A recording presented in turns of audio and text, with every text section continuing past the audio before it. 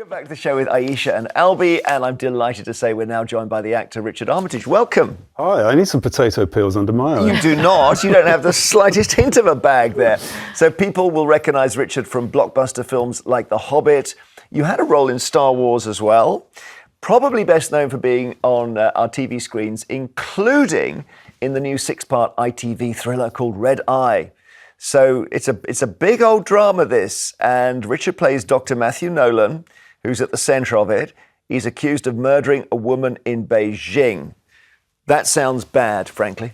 Yeah. It gets worse.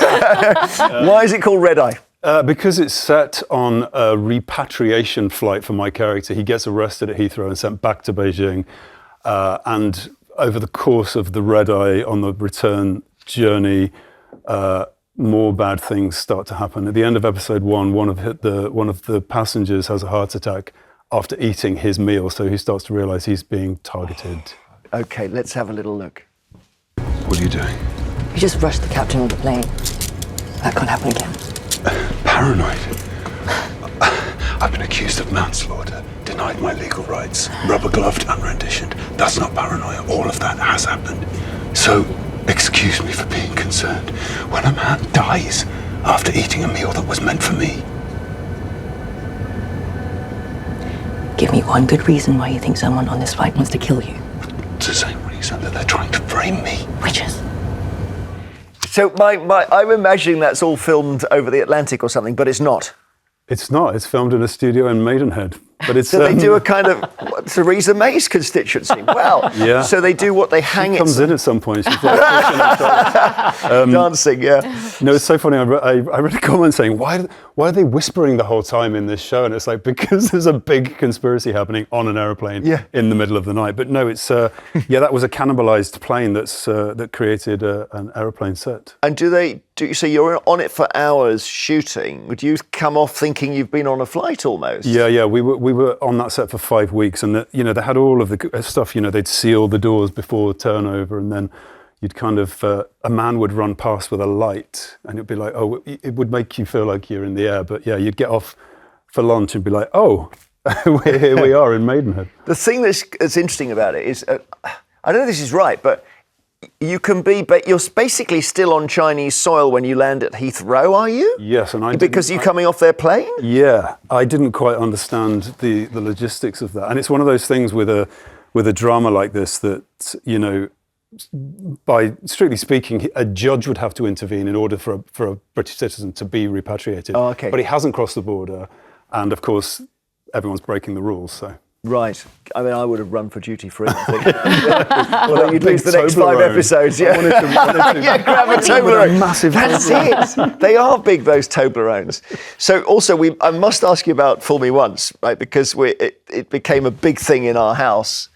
And it's one of those ones where I don't know how much I can ask you without spoiling it. Do we mind about spoiling it now? Still, some people might want to watch it. Yeah. Did you enjoy playing this very, very difficult character of the husband who may or may not be a goodie? Yeah, I mean, it sort of had echoes of The Stranger, the Dervla Cohen role in The Stranger, which is she sort of disappears at the beginning. You spend the whole time hunting them down. But what I did love was the idea of, and Harlan uses this a lot as a signature, like technology. So he appears on a nanny camp. He's supposedly dead, but then he sort of is resurrected on the nanny camp. Shocking, yeah. Yeah, and again, we're stopping because we suddenly think, oh my goodness, we're running into a spoiler here. Yeah. You've seen it. Oh, it was so good. I was absolutely glued to it. I watched it all in one day. I lost a whole day to it. I totally got it. And it was so twisty and dark. And I'm not going to give it, but the final scene was just like box office. Also, you've got Lumley playing, Joanna Lumley playing a bad person. Yeah, everyone. Brilliant cast. Yeah. You're right, the last scene was brutal. I feel like we're on the verge of 10 spoilers. But I must mention your book, because you're a writer as well, and the book is called Geneva. It's a novel. Yeah. I've immediately got the sense of spies and a sort of criminal underworld at a high level. Am I wrong?